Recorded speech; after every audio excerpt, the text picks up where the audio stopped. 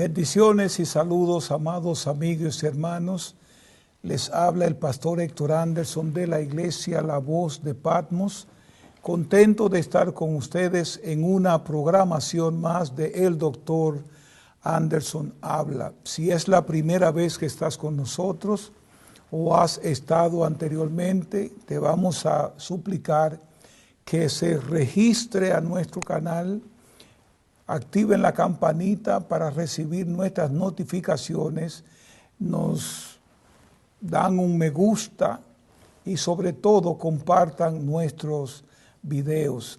Este es nuestro medio de propagar el Evangelio de Jesucristo y estarás ayudándonos a hacer esto.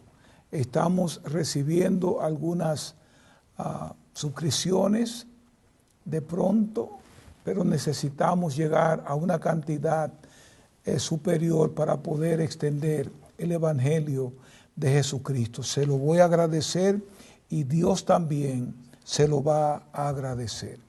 En el día de hoy estamos listos para entrar a describir la carta que Jesús le envió a la iglesia de Sardis. Una iglesia muerta, una iglesia ligeramente diferente de las demás iglesias, pero también con algunas de las características de las otras iglesias que ya hemos anunciado. Y vamos a ir, por favor, a Apocalipsis, el capítulo 3, y ya entramos al capítulo 3. Recuerden que el capítulo 2 y el capítulo 3 son la parte segunda del bosquejo que Dios da del libro, es decir, las cosas que son. Estamos describiendo las cosas que son en el libro de Apocalipsis. Apocalipsis 3, del 1 al 6 dice: escribe al ángel de la iglesia en Sardis, el que tiene los 7 espíritus de Dios y las 7 estrellas, dice esto: yo conozco tus obras, que tienes nombre de que vives y estás muerto. Luego le dice: sé vigilante y afirma las otras cosas que están por morir, porque no he hallado tus obras perfectas delante de Dios. Acuérdate pues de lo que has recibido y oído y guárdalo y arrepiéntete, pues si no velas, vendré sobre ti como ladrón y no sabrás a qué hora vendré sobre ti. Pero tienes unas pocas personas en Sardis que no han manchado sus vestiduras y andarán conmigo en vestiduras blancas porque son dignas. El que venciere será vestido de vestidura blanca y no borraré su nombre del libro de la vida y confesaré su nombre delante de mi Padre y delante de los ángeles. El que tiene oído para oír, oiga lo que el Espíritu dice a la iglesia. Mis amados, la iglesia de Sardis era una importante y rica ciudad localizada aproximadamente a 30 millas al sur de Tiatira, la iglesia que tratamos en nuestro último video. Y la riqueza de Tiatira venía precisamente de la textilería y también de la joyería. Era una ciudad reconocida, abierta y francamente por su idolatría. Habían muchas sectas allí, cultos paganos y práctica de toda clase o toda forma de orgías. Y el Señor ha seguido un patrón distinto en cada una de las cartas anteriores. Cada una comienza con la presentación del Señor, seguido de una recomendación que a su vez seguido de una amonestación o reprensión. Pero para la iglesia que sufría en Esmirna, el Señor solo elogió o alabó esa iglesia sin ningún inicio de reprimenda. Sin embargo, la carta a la iglesia de Sardis se destaca ya que comienza con una reprimenda, seguida por otra reprimenda y ninguna palabra de alabanza o elogio en absoluto. La iglesia que terminamos, Jesús la elogió por 5 cosas, pero esta no tiene elogios de ninguna forma. Y entonces el remitente aquí, o el que escribe la carta, Jesús, se presenta como el que tiene las 7 o los 7 espíritus de Dios y las 7 estrellas. Escucha bien esto, se presenta como el que tiene los 7 espíritus de Dios que ya estudiamos en el capítulo 1. No es que hayan 7 espíritus de Dios, sino que estamos hablando aquí de la plenitud del Espíritu Santo. Y luego dice que es, las 7 estrellas, es decir, los 7 ángeles de las iglesias. Y cuando Jesús habla aquí y dice tiene, esa palabra transmite propiedad y control. Lo que Jesús está diciendo es, yo tengo autoridad sobre esta iglesia porque es de mi propiedad y además de eso tengo control. Jesús posee los 7 espíritus y también las estrellas. Y nosotros sabemos en todo el Nuevo y Antiguo Testamento lo que representa el número 7. Es el número de la perfección, es el número de la plenitud. Eso significa que hay un solo Espíritu Santo, pero Jesús está hablando de la perfección y la plenitud del Espíritu Santo, del Espíritu Santo de Dios.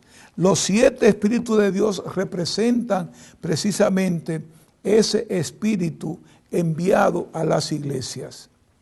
Cuando Jesús se fue, dijo que enviaría al otro Consolador. ¿Quién es ese Consolador? El Espíritu Santo, y ese Espíritu está hoy ministrando las iglesias. Es por este medio que el Espíritu de Dios trae renacimiento a su iglesia.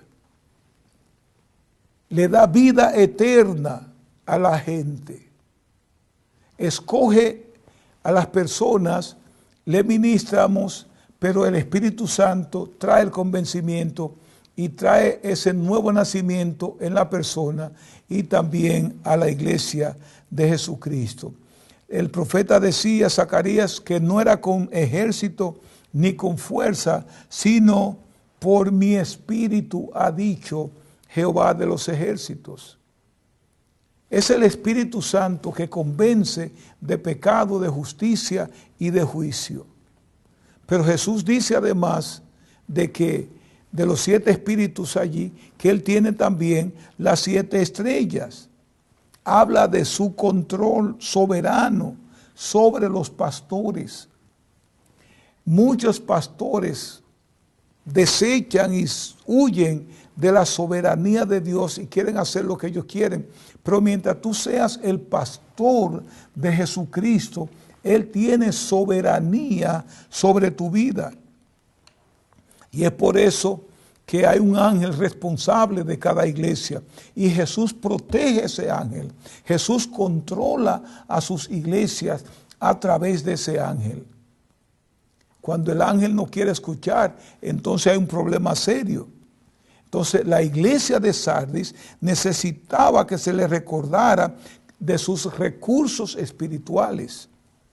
No tenían la medida completa del Espíritu Santo.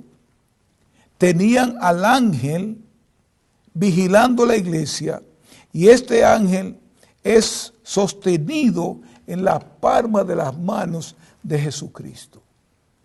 Así se presenta Jesucristo a esa iglesia.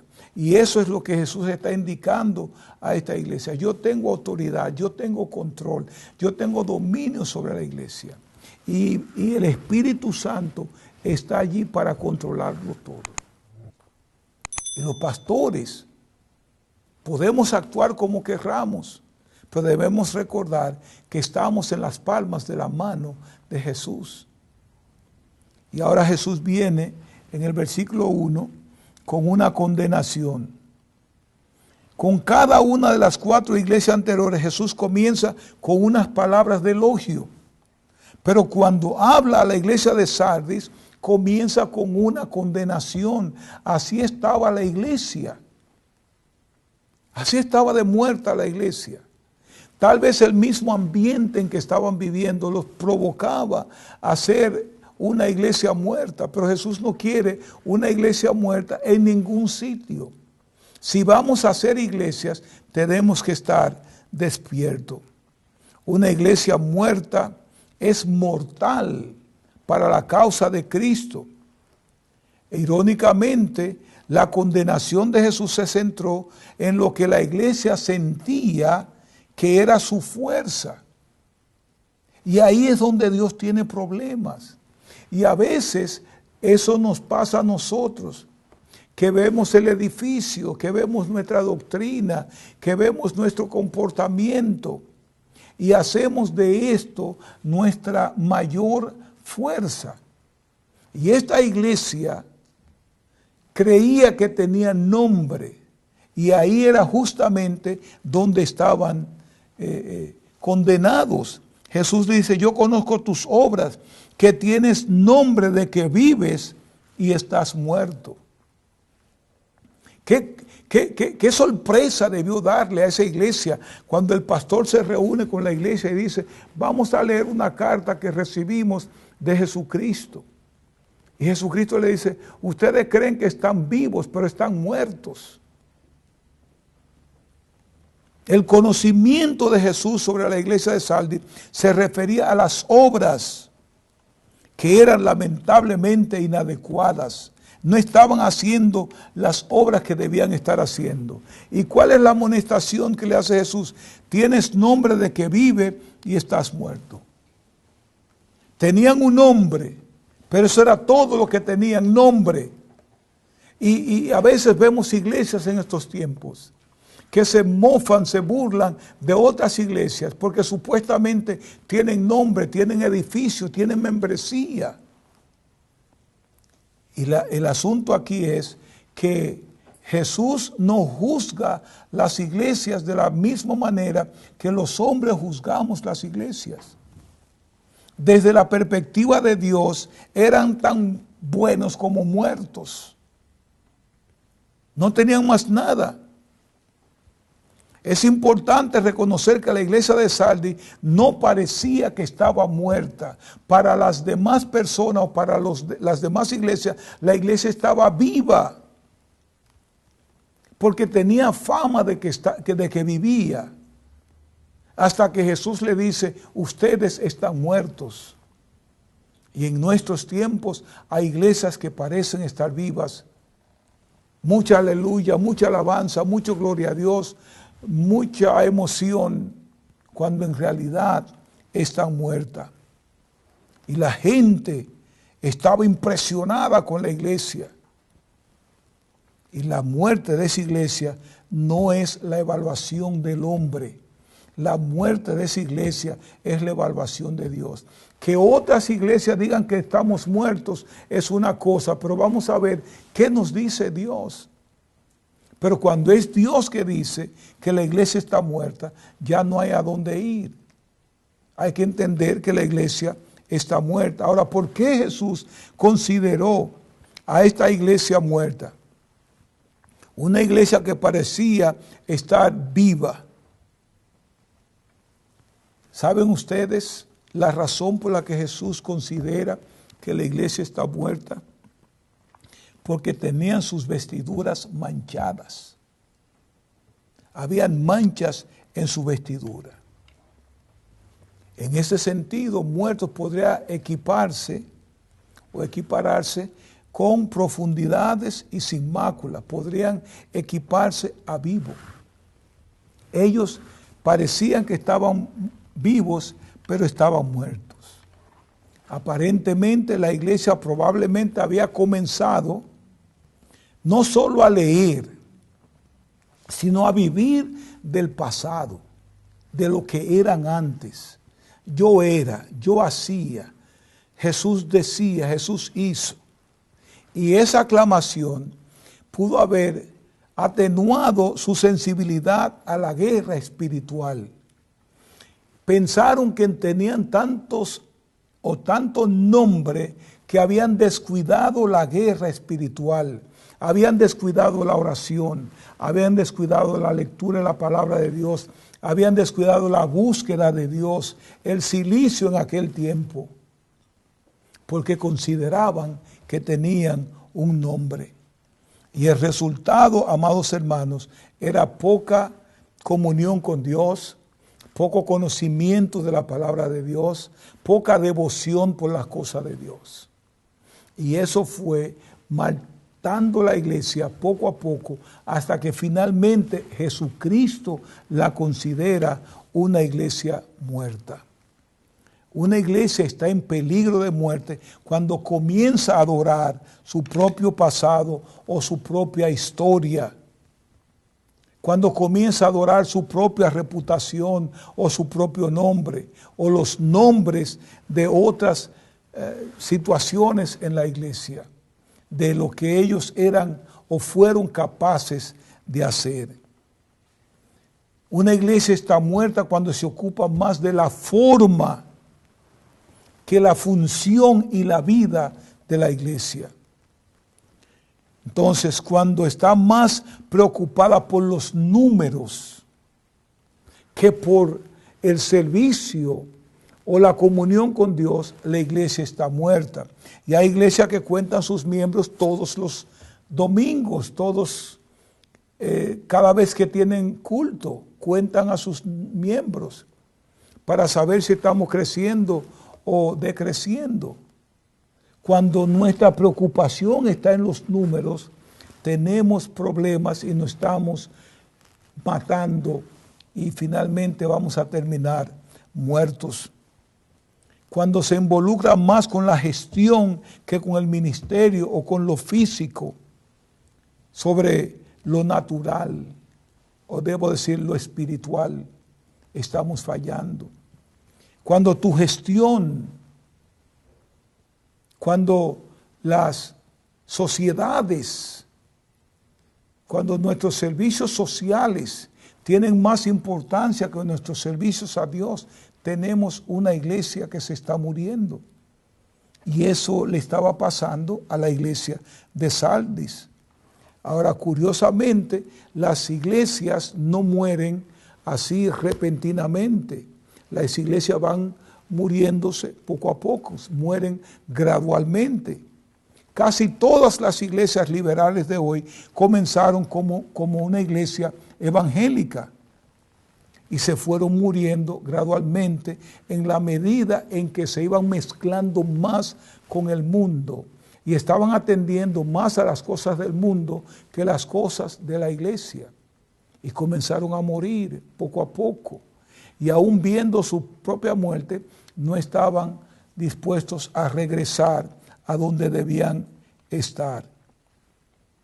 Ahora, yo quisiera pedirles a nuestros amigos que no sean demasiado rápidos para juzgar las apariencias externas o el rendimiento de una iglesia.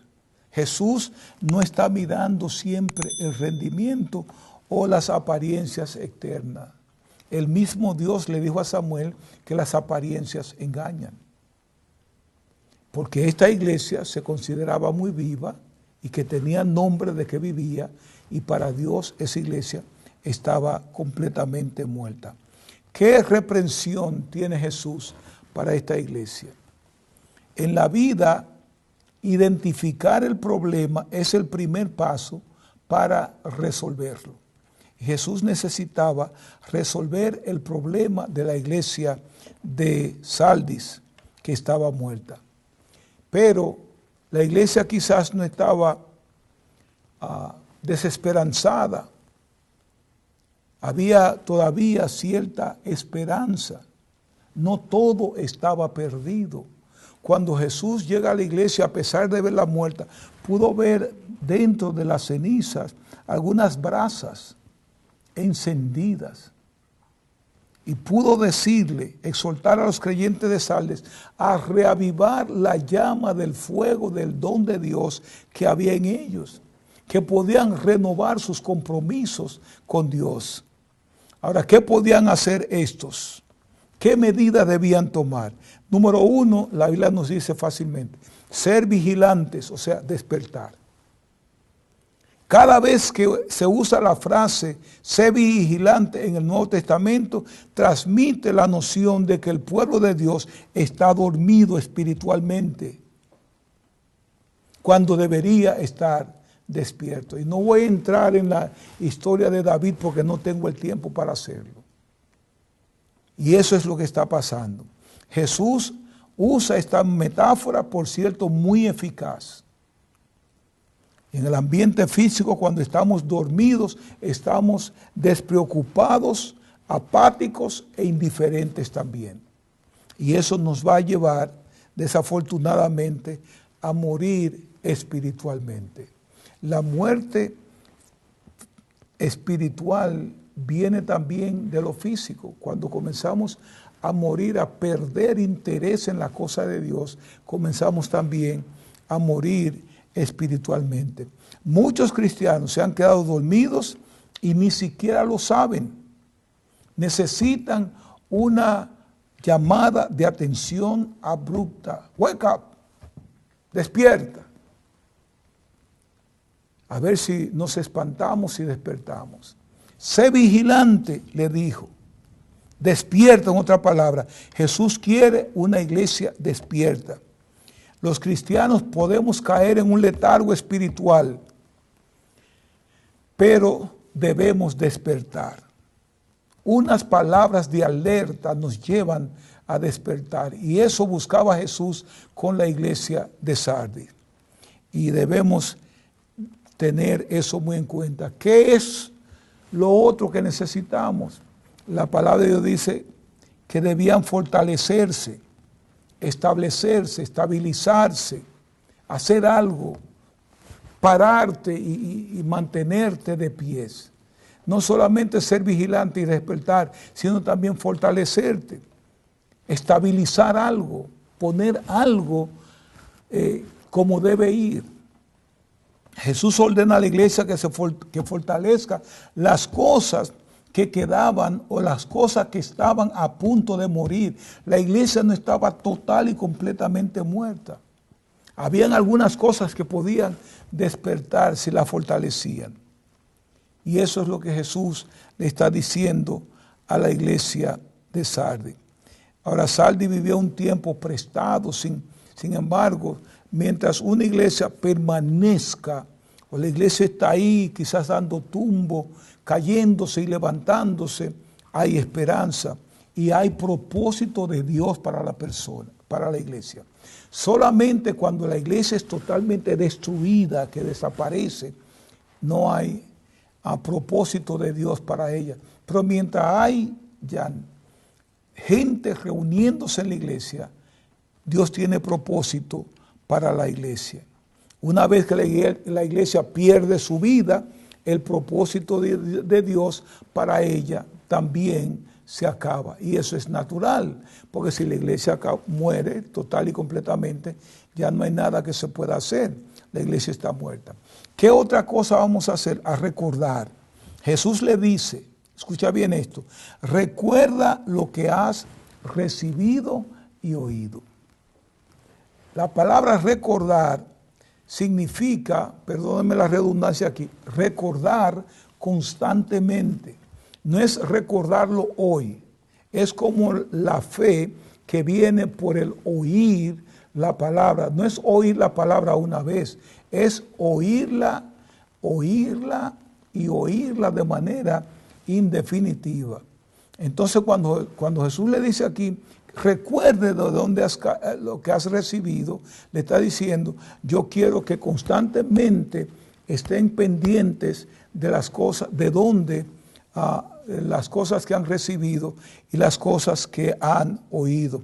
La iglesia de Sardis debe recordar cómo respondieron a las buenas nuevas del Evangelio al principio. Fue una iglesia que respondió al principio, que fue la misma historia de Éfeso, que entraron con un amor terrible, pero luego Dios tiene que decirle, tienen que volver al primer amor. Recuerda pues lo que has recibido, podría traducirse como lo que has recibido. ¿Qué recibieron ellos? Las doctrinas de la fe. Y deben regresar a esa doctrina. La cura para esta iglesia, casi muerta, era tener en cuenta la forma en que habían respondido primero a la voluntad de Dios y volver de la misma manera, impulsados y fortalecidos por el Espíritu Santo. Sin el Espíritu Santo es muy poco lo que podemos hacer. La clave de la vida cristiana comienza aquí en la mente. Y no solamente la clave de la vida cristiana. Es posible que muchas de las cosas que hacemos tienen que ver con nuestra mente. Si estudiamos hasta dónde llegamos, tiene que ver con la mente.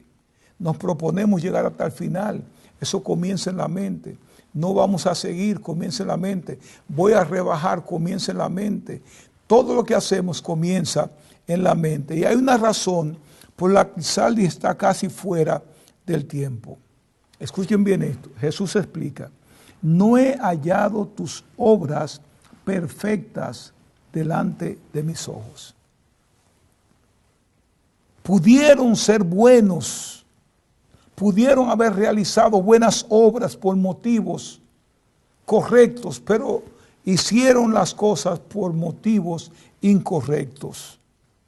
Por ejemplo, los aplausos, reconocimientos, servir por culpa o por obligación no son buenas cosas.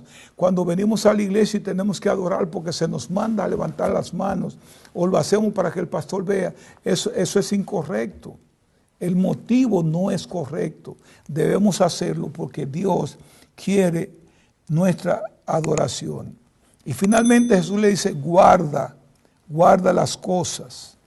Tenemos que aprender a guardar, a arrepentirse también. Y el arrepentimiento es un cambio de mente, de voluntad, de dirección. No es algo que me duele, voy a dejar de caer preso, por ejemplo, me arrepiento de caer preso. No, es para el arrepentimiento según Dios. Y quiero terminar diciéndoles que Jesús le dice a ellos, como a todas las demás iglesias, pues si no velas, vendré a ti como ladrón y no sabrás a qué hora vendré sobre ti. Es una amenaza de Jesús a venir, porque el ladrón nunca nos da la hora y el día en que ellos van a venir. Sorprenden. Los cristianos fuera de comunión no estarán preparados. Elige hoy que no será uno que será atrapado sin darse cuenta de que está mal. Pero también Dios le hace un llamado, Jesús le hace un llamado.